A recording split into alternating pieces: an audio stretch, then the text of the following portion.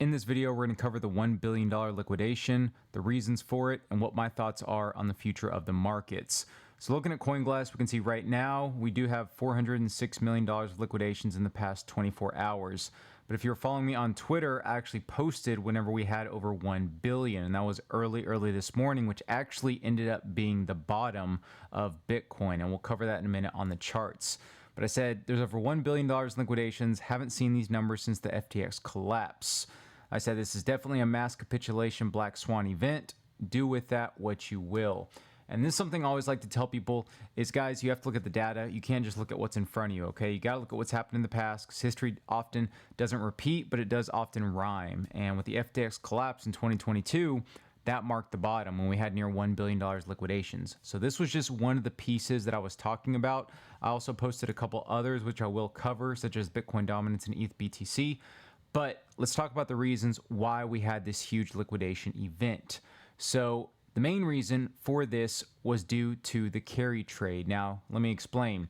So Japan raised their interest rates from less than 0.1 to 0.25. While that doesn't sound like a lot, basically people were using Japan, the Bank of Japan specifically, for a carry trade. So for example, they were able to take out loans essentially at near zero interest rates, and then they were able to invest, for example, in the US treasuries that would earn them yield, and they would basically make the profit on the difference. Now, they're using high leverage on this, so whenever Japan increased from less than 0.1 to 0.25, you can imagine if they were trading at 100x leverage, how much actually that affects them. So now you have all these people needing to pay back that interest, and they basically start unwinding their positions. And that's actually what caused the big unwind that we saw in the markets. Now, on top of this, we had tensions with Iran and Israel. So you had citizens in Lebanon, the government urging them to leave as soon as possible. You had Israel actually opening up their bunker and getting it ready for government officials, because they were in fear of an impending strike with Iran, because Iran was saying they're declaring war. So you had that going on. As well as with while all this was going on, you also had jump trading. So they were selling nearly $300 million worth of crypto, and that was also causing a lot of fears because people didn't know if it was due to being liquidated or an urgent obligation or what was going on with them. So you had all these events going on, and then you had Bitcoin tanking, okay? And a couple things I was looking at during this time. So the first thing was the liquidations, but before that, it was actually the Bitcoin dominance and ETHBTC chart. So let's go ahead and look at that real quick. You can see here that the Bitcoin dominance chart, or more so the Bitcoin chart, did wick down off the support of about 52,000. But if we go to the Bitcoin dominance chart, we can actually see that it was near resistance. So the Bitcoin dominance chart was getting very close to resistance. Anytime this happens, I say this is very soon to the start of alt season. And if you zoom out, you can actually see with the Bitcoin dominance, whenever it bounced a couple times here in 2019 and 2020, you can see alts actually ended up chopping during that time. But when Bitcoin dominance broke down, Ethereum rose 150% over the 8 months in 2021. And you can see when it rejected again, ETH rose 60% over 3 months versus Bitcoin. So this major support level here now, in my opinion, is going to act as resistance as we get closer and closer. So I said, guys, we're getting very close to this resistance level. It wouldn't surprise me for altcoins to pump a lot more than Bitcoin in the near future. Also talked about Ethereum BTC chart. So you can see here, same thing. Whenever the Ethereum BTC chart rejected, you saw Ethereum actually bleed versus Bitcoin. But whenever it bounced and broke through this resistance, that's when you saw ETH rising 77% versus Bitcoin in 2021. You also saw it bouncing again in June of 2022, where it rose 60% versus BTC. And now we're actually approaching that major support level that was resistance in 2021. So you can see here, we wicked below it, but then closed above it. Now, this is very bullish because this is going to mean that Ethereum very soon, in my opinion, will start outperforming Bitcoin, because everyone's been waiting. Ethereum has basically been, in its essence, a stable coin, not doing too much up and down, and it's been underperforming a lot. So I think the time is near when we'll start seeing Ethereum outperform Bitcoin. And if you even look at this trend line as well, this 2-year trend line on ETHBTC, once we break this, all bets are off. Alts are going to go crazy. You know, this could be a while. This could be maybe towards the end of the year, maybe beginning of 2025. But when this does happen, expect a massive, massive run. But I believe we'll start to see remnants of that right now as we're seeing. And we saw with the huge bounce that's already happened. But I do believe that we will see temporary relief and eventually breaking this trend line, which will signal a massive alt rally as well. Now, I talked also about USDT dominance. If you're in my Telegram, I posted about this as well.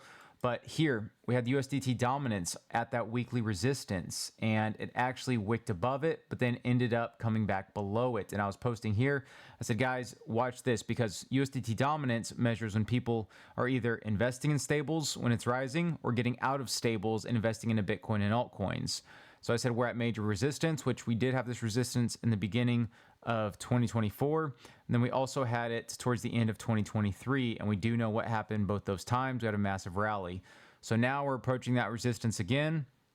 And I very well believe we could see a little sustained rally here for a few days, if not a few weeks. And then potentially, start that alt season as we get into Q4 as well. So something I'm watching very closely here.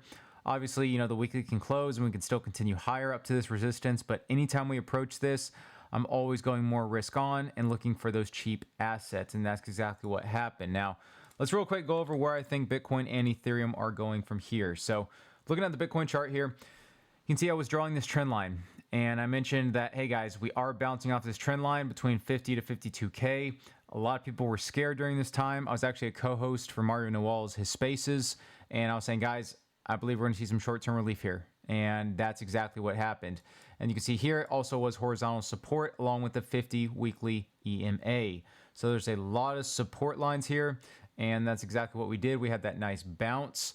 Now, where I think we're going from here, we do have a CME gap at the 61.4K level. I don't know if that's going to get filled right away, but I can see us basically inching up towards that. So I can see us actually coming up to this 58K level and then potentially rejecting off of that, bouncing off this trend line again, which would be around 53, 54K, and then trying to reach that 61.4K CME gap as it's right near resistance as well. And then from there, who knows what's going to happen? Because in my opinion, there's still, again, tensions in the Middle East, but you also, don't know what the Fed's going to do with their interest rates, if they're going to introduce a stimulus. I know they just announced their treasury buybacks. That's going to start tomorrow. I believe 4 billion per day, up to 4 billion per day. So that's something as well. But yeah, right now I'm still tentatively bullish on Bitcoin as I was last night when all this was going down.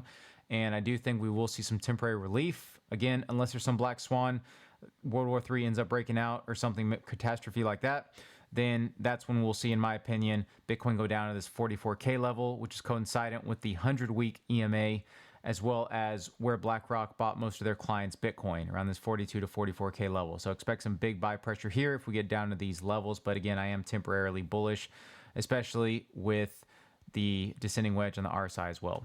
So, and then looking at Ethereum, you can see that Ethereum did wick down to our major support level at 2170. It bounced perfectly. And guys, that's why I say always look at these major support levels on the daily and weekly charts. You can see how many times it bounced from 2023 to 2024, and now it wicked down and bounced again. So just set your limit orders and forget them for a lot of these plays. So big thing here is if it closes above the 2500 level, which is a big resistance for it. Not sure if it's going to do it for this day, but we're going to have to see. But after that, then we'll be looking at this 2850 level, which is major resistance. So keep an eye on 2500 and 2850. But you can see the RSI was oversold very deep around this 20 level. The last time it was there was when we had this big run in August of 2023, and Ethereum basically had that run from 1600 all the way up to 4000. So could be, we're rhyming with history here. We'll have to see what happens with that. But lastly, let's talk about the total 3 chart. So this is something that not a lot of, actually probably no one is looking at but myself. I spent a lot of analysis on this, and this is the weekly chart of total 3, which is the total market cap minus Bitcoin and Ethereum. And it's basically a fractal pattern here. So you can see we bounced once, twice in 2021, 2022, broke down, retested it, which this was the 3rd rejection, and then went all the way down. You can see here in 2023, we bounced once, twice, and then we broke down, and you can see 3rd rejection here off this red trend line, and now we're breaking down. So exactly the same patterns here, and exactly the same with the RSI and bouncing off these trend lines. So You can see here that we do have an RSI trend line that has bounced 1, 2, 3 times, and now looking to bounce a fourth. So it did look like it was breaking below it last night whenever everything was going down, but you can see since this bounce, it could very well curve back to the upside. So I am still tentatively bullish again on this, and I do believe if we do see a bounce here on the RSI, it'll be extremely bullish, and then waiting to see if we can break this red trend line here, which is going to be coincident with around 620 billion market cap. So watching that very closely. If we do break that, then we're going to break this fractal, and it's going to be extremely bullish. That, in my opinion, will definitely start the alt season as well. So we have a lot of different catalysts. ETHBTC breaking that trend line, Total 3 breaking this trend line.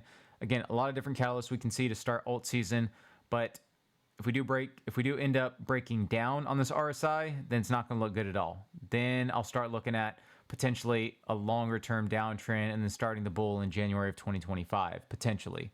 I do know that Q4 is bullish, but again, just looking at this fractal play out, some things could be uncertain here. So just keep that in mind as well. But again, tentatively bullish with the RSI bouncing on that front. So with that, guys, that was all I had for today. I know it was a lot of information.